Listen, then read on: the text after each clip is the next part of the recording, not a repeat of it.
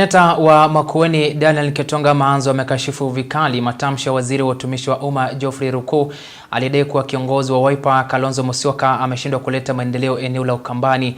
Maanzo amemtaja Kalonzo kama kiongozi shupavu, akibaini kuwa miradi mingi iliyoanzishwa alipokuwa makamu wa rais imetekelezwa na serikali ya sasa. Seneta Maanzo amedokeza kuwa mradi mkuu wa bwawa la Thwake umekwama, akisema kuwa kukamilika kwa bwawa hilo ni suluhu la kudumu la maji na kilimo katika kaunti za Machakos, Makueni na pia kaunti ya Kitui.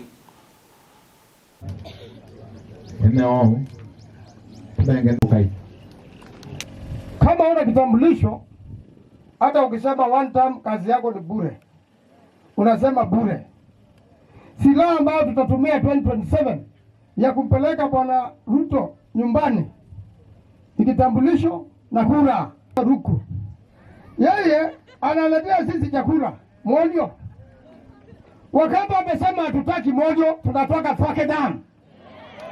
Tangu Uhuru aondoke, Ruto hakutengeneza Thwake Dam, aliwachana nayo miaka 3 sasa. Anadanganya itaanza next month, sasa alikuwa amesema itaanza April. Mchina yuko hapa anahangaika, kila siku anatuhesabia pesa. Sisi tunataka kila boma hapa ifike maji. Mkamba ni mtu anajua kufanya kazi. Na kama si Kalonzo Musyoka akiwa makamu wa rais wa Kibaki, hii damu haingefika hapa. Na mimi ndio nilikuwa mbunge. Na mimi ndio nilikuwa mtu wa kwanza kuongea hiyo maneno na Kibaki. Maana mimi nilikuwa wakili wa Kibaki. Kwa hivyo Bwana Ruku hujua kwamba Kalonzo alileta Thwake Dam. Ruto amemaliza Thwake Dam. Kupeza wanakopa wakikula. Sasa ile alikuwa rais alitoa bilioni 5 hapa, akapeleka mahali nyingine, pesa ya African Development Bank. Na ile share Kenya ilikuwa itoe, hawakutoa.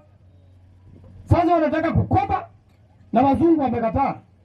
Ameuza pipeline, akauza hasara. Unasema umeuza 113 billion, leta bilioni 9 hapa tumalize Thwake Dam.